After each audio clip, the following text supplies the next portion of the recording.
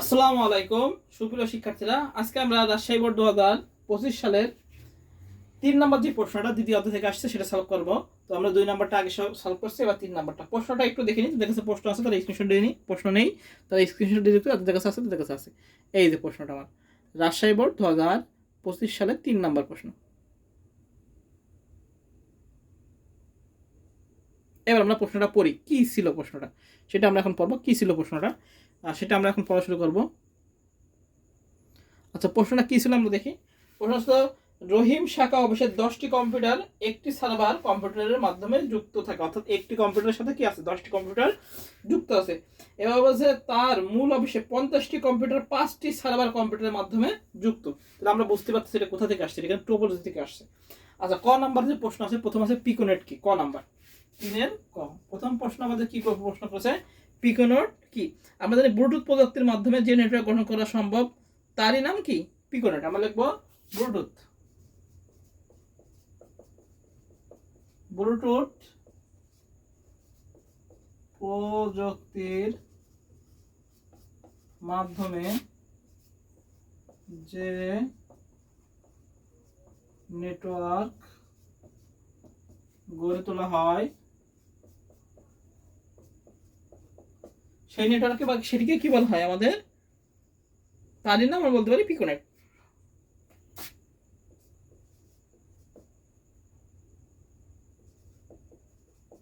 তারই নাম পিকোনেট হয়ে গেল। ব্লুটুথ প্রযুক্তির মাধ্যমে যে নেটওয়ার্ক গড়ে তোলা হয় তারই নাম কি, পিকোনেট। আচ্ছা, এবার 2 নাম্বার আসে, বলছে মোবাইল ফোনকে সেলুলার ফোন বলে। এখানে তো বলেই দিচ্ছি মোবাইল ফোনকে সেলুলার ফোন বলে, ব্যাখ্যা করে, এটা খ নাম্বার। তাহলে যেটা জ্ঞানমূলক ওই মোবাইল ফোনে আমাদের আছে, আমরা একটু লিখবো যে মোবাইল ফোনকে সেলুলার ফোনে বলা হয় কারণ মোবাইল ফোনে সার্ভিস প্রোভাইডার বা সেবা দানকারী প্রতিষ্ঠান নিজস্ব সার্ভিস এলাকাকে ছোট ছোট অংশে ভাগ করে নেয়, যার প্রতিটি ভাগকে বলে সেল মোবাইল ফোনের কলগুলোকে নির্দিষ্ট গন্তব্যে পাঠিয়ে দেয়, প্রতিটি সার্ভিস এলাকা সেল কভারেজ এরিয়ার মধ্যে রাখা হয়। যেমন আমরা বলতে পারি একটা টাওয়ার, এটা থাকে সেন্ডার, এটা রিসিভার, তাহলে একটা নির্দিষ্ট কভারেজ এরিয়া পর্যন্ত ওই টাওয়ার কাজ করে। হ্যাঁ, এটাই হলো আমাদের মোবাইল ফোনের সেল। তো আমরা কি বলতে পারি যে মোবাইল ফোনকে সেলুলার ফোনে বলা হয় কারণ মোবাইল ফোন সার্ভিস প্রোভাইডার বা সেবাদানকারী প্রতিষ্ঠান নিজস্ব সার্ভিস এলাকাকে ছোট ছোট অংশে ভাগ করে নেয়, যার প্রতিটি ভাগকে বলে সেল মোবাইল ফোনের কলগুলো নির্দিষ্ট গন্তব্যে পাঠিয়ে দেয়, প্রতিটি সার্ভিস এলাকায় সেল কভারেজ এরিয়ার মধ্যে রাখা হয়। এর ফলে কি হয়, আমাদের মোবাইল ফোনকে সেলুলার ফোনও বলে এই জন্য। আচ্ছা, এবার কি বলেছে, বলেছে উদ্দীপকের শাখা অফিসের নেটওয়ার্ক টোপোলজি ব্যাখ্যা করো। আচ্ছা, তাহলে আমাদের খাওয়া গেল, এখানে তো বলেই দিচ্ছে যে মোবাইল ফোনকে কেন বলা হয়, সে ব্যাখ্যা দিয়ে দিলে আমাদের হয়ে গেল। আচ্ছা, গ নাম্বার কি বলছে, উদ্দীপকের শাখা অফিস। আচ্ছা, 10টি কম্পিউটার একটি সার্ভারের সাথে যুক্ত, তাহলে স্টার্ট টোপোলজি আমরা দেখি। এই যে মেন কেন্দ্রীয় নিয়ন্ত্রণকারী, এখানে 10টা কম্পিউটার আছে, 1 2 3 4 5 6 7 8 9 10। আমরা দেখাই দিই এইভাবে যুক্ত আছে 10টা কম্পিউটার একটা কেন্দ্রীয় কম্পিউটারের সাথে কি আছে, সংযুক্ত আছে। তাহলে কি টোপোলজি, অবশ্যই স্টার টোপোলজি। তাহলে আমরা লিখবো কি, উদ্দীপকের শাখা অফিসের টোপোলজি, নেটওয়ার্ক টোপোলজি হলো উদ্দীপকের শাখা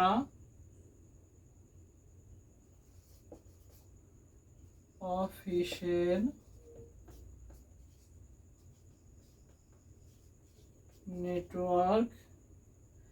নেটওয়ার্ক টোপোলজি। আচ্ছা, টোপোলজি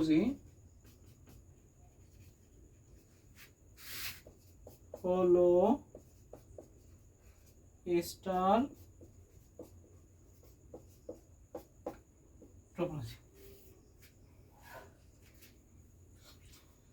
আমরা এটা লিখবো যে উদ্দীপকে শাখা অফিসের নেটওয়ার্ক টোপোলজি হলো স্টার টোপোলজি। কেন, কারণ কি বলেছে হলো 10টি কম্পিউটার একটি সার্ভার মানে কেন্দ্রীয় নিয়ন্ত্রণকারী কম্পিউটার। আমরা দেখবো যে টোপোলজিতে একটি কেন্দ্রীয় নিয়ন্ত্রণকারী কম্পিউটারের সাথে অন্যান্য সকল কম্পিউটার বা অন্যান্য ওই নেটওয়ার্কভুক্ত সকল কম্পিউটার সংযুক্ত থাকে তাকে স্টার টোপোলজি বলে। তো আমরা কি লিখবো, যে টোপোলজিতে একটি কেন্দ্রীয় নিয়ন্ত্রণকারী কম্পিউটার থাকে এবং ওই কেন্দ্রীয় নিয়ন্ত্রণকারী কম্পিউটারের সাথে অন্যান্য কম্পিউটারগুলো সংযোগ করে যে নেটওয়ার্ক বা যে টোপোলজি গঠন করা হয় সেটাকে কি বলা হয়, স্টার টোপোলজি। এবার সুন্দর করে আমরা দেবো যে কেন্দ্রীয় টোপোলজি বা সুইচ বা হতে পারে, এটা হাবও হতে পারে। হ্যাঁ, স্টার টোপোলজি একটি কেন্দ্রীয় হাব বা সুইচ, এর সাথে কি অন্যান্য কম্পিউটারগুলো সংযুক্ত থাকে, হাবের মাধ্যমে কম্পিউটারগুলো পরস্পরের সাথে যোগাযোগ স্থাপন করে।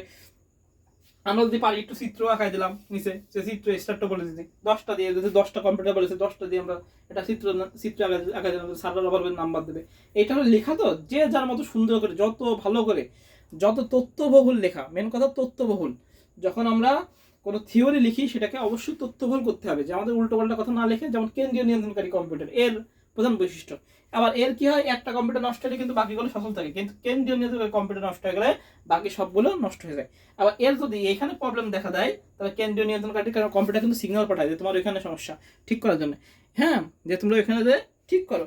এরকম বিভিন্ন সুবিধা অসুবিধা আছে, বিভিন্ন সুবিধা অসুবিধা, এবং যত বেশি তত কম্পিউটার সংযোগ দেওয়া যাবে।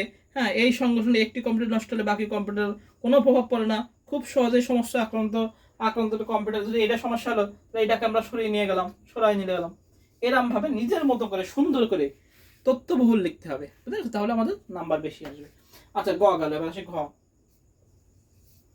ঘ নাম্বার কি বলেছে সার্ভিস প্রদান ও নিয়ন্ত্রণ কাঠামো অনুসারে উদ্দীপকের নেটওয়ার্কের ধরন উল্লেখপূর্বক মতমূলক আলোচনা করা। আচ্ছা, এটা যেহেতু ঘ নাম্বার জন্য আরো বড় লেখা, তো আমরা কি লিখবো? ঘ নাম্বার লিখবো উদ্দীপকের শাখা অফিসের 10টি কম্পিউটার একটি সার্ভারের সাথে যুক্ত সার্ভিস প্রদান ও নিয়ন্ত্রণ কাঠামো অনুসারে এটি ক্লায়েন্ট সার্ভার নেটওয়ার্কের একটি প্রকারভেদ, যা সেন্ট্রালাইজ নেটওয়ার্ক নামে কি পরিচিত।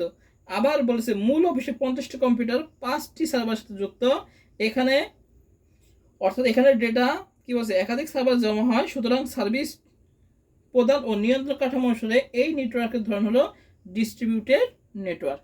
এখানে দুটো নেটওয়ার্ক আছে, একটা হলো 10টা কম্পিউটার একটা সার্ভার, তাহলে ক্লায়েন্ট সার্ভার নেটওয়ার্ক। আর বলছে কি 50টা কম্পিউটার 5টি সার্ভার, এটা হলো কি ডিস্ট্রিবিউটেড নেটওয়ার্ক। এখন কিভাবে বুঝলাম যে এখানে ডিস্ট্রিবিউটেড আর কিভাবে সেন্ট্রালাইজ হলো কি বলে সার্ভিস কাঠামো। এখানে বলে দিয়েছে গয়ে কিন্তু বলে দিয়েছে সার্ভিস প্রদান। এখানে মেন কথা হলো এখানে ওয়েবসাইটে কাঠামো আছে, কিন্তু 3 প্রকার কাঠামো আছে, যে সার্ভিস প্রদান, নিয়ন্ত্রণ অনুসারে, এরকম কিন্তু 3টা আছে, যেমন প্রাইভেট পাবলিক নেটওয়ার্ক। এখানে বলে দিয়েছে সার্ভিস প্রদান। এখানে মেন হলো সার্ভিস প্রদান ও নিয়ন্ত্রণ কাঠামো অনুসারে, এই জন্য আমাদের নিয়ন্ত্রণ কাঠামো অনুসারে পড়বে দেখতে হবে, সেন্ট্রালাইজ, ডিস্ট্রিবিউটেড, আর একটা হলো হাইব্রিড নাকি যেন আছে। নিয়ন্ত্রণ কাঠামো অনুসারে